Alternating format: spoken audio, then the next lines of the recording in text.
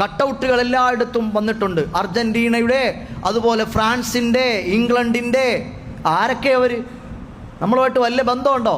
പണ്ട് നമ്മളെ ഇവിടെ അടക്കി ഭരിച്ച് അവൻ്റെ ബൂട്ട്സിനുള്ളിൽ ചവിട്ടി മെതിച്ച് നമ്മുടെ കോഹിനൂർ രക്തം വരെ അടിച്ചുകൊണ്ട് പോയവന്മാരാണ് ഇംഗ്ലണ്ടുകാർ.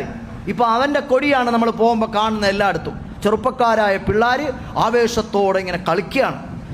നല്ല പൈസക്കാരായ വാപ്പമാരോ എല്ലാത്തിനും പിന്തുണ കൊടുക്കുകയാണ്. ഈ ഗതിയില്ലാത്തവരാരും ഈ പണിക്ക് നിൽക്കില്ല.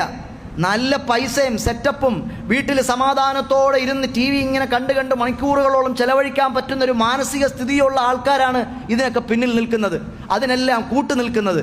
അല്ലാതെ ഒരു രോഗിയായ മനുഷ്യൻ അല്ലെങ്കിൽ എന്തെങ്കിലും ഒരു പ്രയാസമുള്ള ആളിന് ഇങ്ങനെ ഇരുന്ന് ഇങ്ങനെ ഈ മണിക്കൂറുകളോളം ഫുട്ബോൾ കണ്ടിരിക്കാൻ പറ്റുമോ? ഏതോ ഒരുത്തൻ എവിടോ ജയിച്ചു, അതിൻ്റെ പേരിൽ കതിന പൊട്ടിക്കുന്നു, തെരുവിലൂടെ മുദ്രാവാക്യം വിളിക്കുന്നു, ഫ്ലക്സ് അടിക്കുന്നു, തെരുവിലൂടെ ഘോഷയാത്ര നടത്തുന്നു, അവൻ്റെ പേരും വിളിച്ച്. അർജൻറ്റീനയുടെ പേരിൽ മുദ്രാവാക്യം, മെസ്സിയുടെ പേരിൽ, എൻപാപ്പയുടെ പേരിൽ, റൊണാൾഡോയുടെ പേരിൽ മുദ്രാവാക്യം വിളിക്കുന്നു. അവൻ ആരാ? ഉപ്പാപ്പായോ മൂത്താപ്പായോ മാമായോ ആരെങ്കിലും ആണോ? ആരുമല്ല. ഏതോ ഒരു നാട്ടിലെ ഏതോ ഒരുത്തൻ. മാത്രമല്ല, ഇവന്മാരിൽ ചില ആളുകൾ ലോകത്ത് ഫലസ്തീനൊപ്പം മുഴുവൻ ലോകം നിന്നു. ഇസ്രയേലുകാരൻ ഫലസ്തീനികളായ ആളുകളെ ചുട്ടരിച്ചു കൊന്നപ്പോൾ ലോകം മുഴുവനും ഇസ്രയേലിനെതിരായി നിന്നു. എന്നാൽ ഇന്ന് ചെറുപ്പക്കാരായ ആളുകൾ നെഞ്ചിലേറ്റുന്ന പല രാജ്യങ്ങളും ഇസ്രയേലിനൊപ്പം ഫലസ്തീൻ മക്കളെ ചുട്ടരിച്ചു കൊല്ലാൻ വേണ്ടി കൂട്ടുനിന്നു. അവർക്ക് വേണ്ടിയാണ് നമ്മുടെ കുട്ടികൾ തെരുവിൽ മുദ്രാവാക്യം വിളിക്കുന്നത്.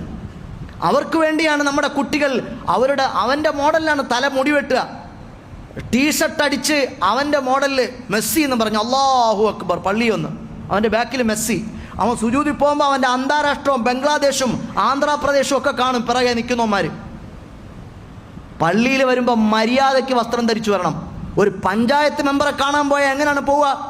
ഈ കുട്ടി ഷർട്ട് ഇട്ട് ഈ നിക്കർ ഇട്ടുകൊണ്ട് പോവോ?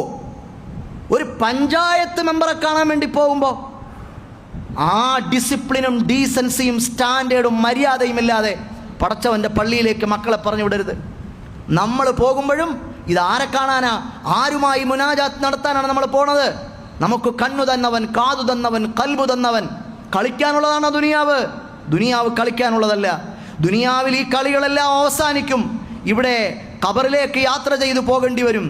തൽക്കാല ദുനിയാവ് കണ്ടു നീ മയങ്ങാതെ, എപ്പോഴും മരണം നിൻ കൂടെയുണ്ട് മറക്കാതെ.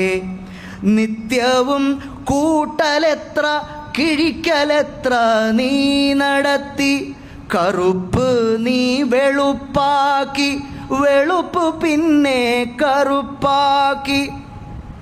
നീ ചേർത്ത കനകമെല്ലാം നിൻ ഖബറിൽ കടന്നിടുമോ? തൽക്കാല ദുനിയാവ്. തൽക്കാലം 60 വയസ്സുള്ള ആളുകൾ കൂട്ടത്തില്ലേ? 50 വയസ്സുള്ളവരും ഇല്ലേ? 70